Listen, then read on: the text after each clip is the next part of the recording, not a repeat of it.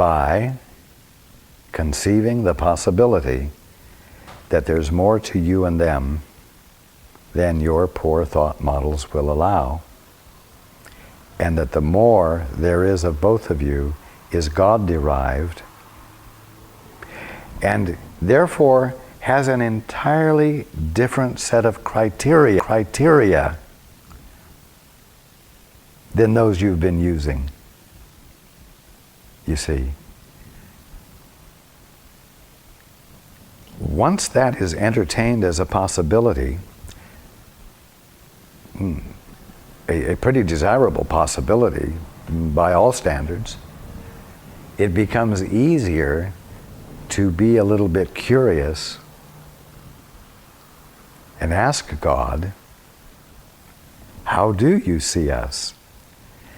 What is it you're being here according to an entirely different set of criteria than the ones I've been using?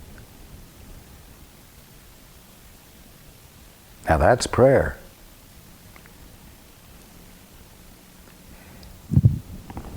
And then caring enough about yourself and your fellow man to listen for the influx of inspired new awareness that involve the criteria God is using.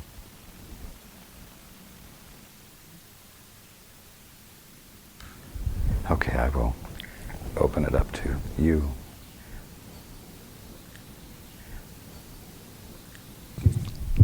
So it's the need that establishes the desire for the connection with the other one, and the desire for the connection with the other, or the communion with the other, is the dynamic by which we recognize who we really are. And without the need, there's no trigger to do that. We stay with the old criterion without the need. That is correct. However, as you described it, you left off the initial factor, and that is because you never were separate from your brother, really. You, in having adopted an attitude that you could be separate, and who have come to believe that you are separate, must of necessity feel a lack. Because it's your birthright to be feeling the unity, and you have denied it and believed your denial. So it is because you are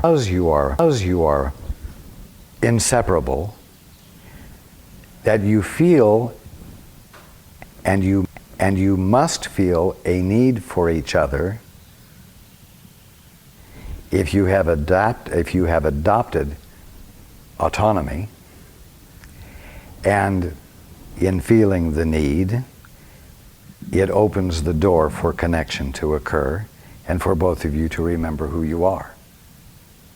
The reason you must feel the need is because your inseparability is the fact that has never changed, and in order to come back into your sanity, where that unity is consciously experienced, you must go through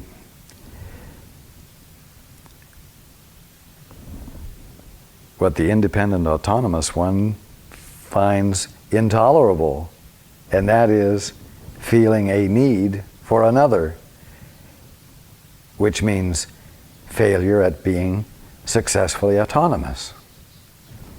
So, the fact that you are inseparable from one another is the reason that one who has successfully fooled himself or herself into believing that he or she is independent and autonomous must feel, in order to have the Christ reborn, to have the,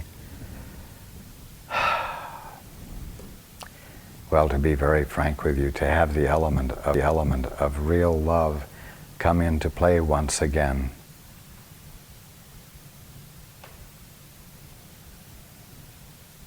Love. Undefended, unpretentious, uncontrolling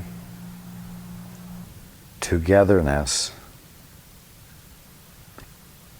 that occurs because one would withhold absolutely nothing of himself or herself from anything else.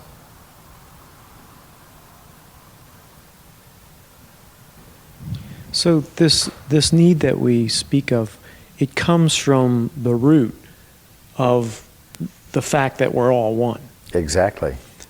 But as one steeped in his own delusion of sovereignty and autonomy, I might interpret that as the desire for communication, the desire for companionship, the desire for help. Is that the misinterpretation or the